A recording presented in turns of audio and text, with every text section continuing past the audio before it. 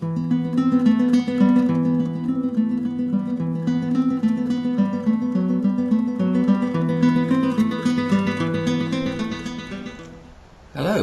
welcome to the Week in View. And what a week it's been. We've got the first black man elected to be President of the United States, and even more importantly than that, we've got a new puppy heading for the White House.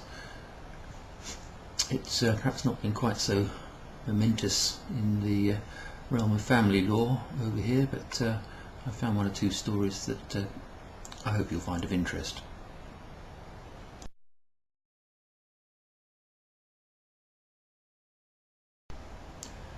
Right, the first story I want to mention is that we have at long last found out when the new powers to resolve contact disputes under the Children and Adoption Act 2006 will be implemented. The provisions will come into force on the 8th of December next, and just by way of reminder, those provisions include the following. Firstly, giving the court power to direct a party to undertake a contact activity, and an example of that would be requiring a party to attend relevant parenting programs or classes or information sessions, perhaps before a contact order is made.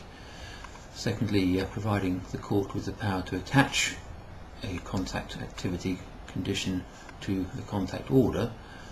Thirdly, enabling the court to award financial compensation from one person to another for losses arising from failure to comply with a contact order, so perhaps travel expenses, etc.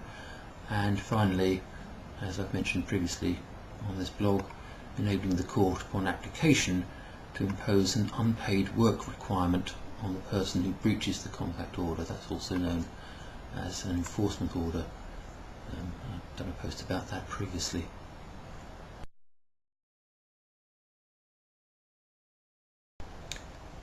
My second story is the case of KSJ and WRW, which was reported this week on Bailey.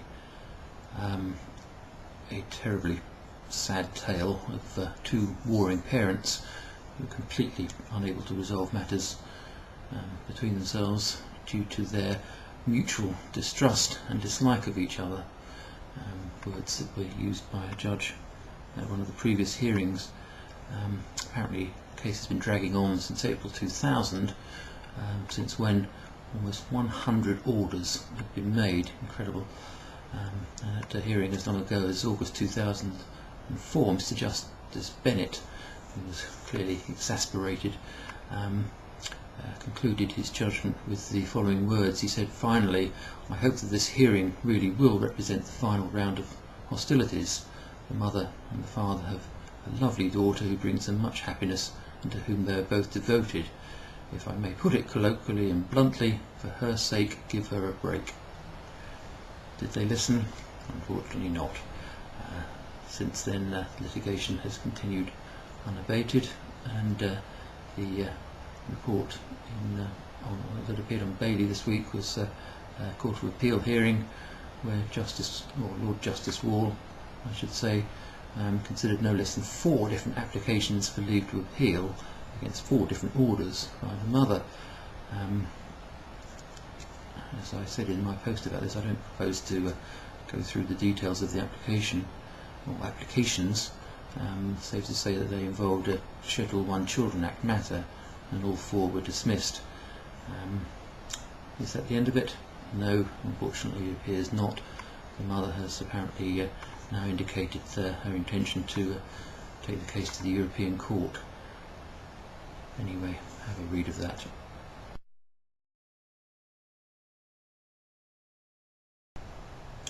Well, without doubt, the busiest family law blogger this week has been Jackie Gilliatt, who not only runs her own blog, Bloody Relations, but has also been updating the Family Law Week blog. In fact, by my calculation, she did no fewer than 12 posts on that blog on Thursday alone.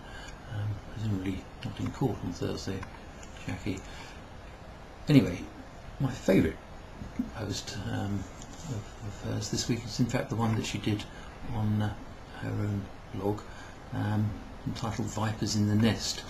It's quite short, I'll read it in full. She says, when you're looking at your loved one over your bowl of cornflakes and finding yourself slightly irritated with them and wishing them out of the way, you might want to consider this batch of sorry sagas of murderous intent gone wrong, or right, depending on how you look at it, from The Guardian. I'm sure you'll no longer be questioning the justification for the name of my blog. Have a read of that, and of course of the stories in The Guardian.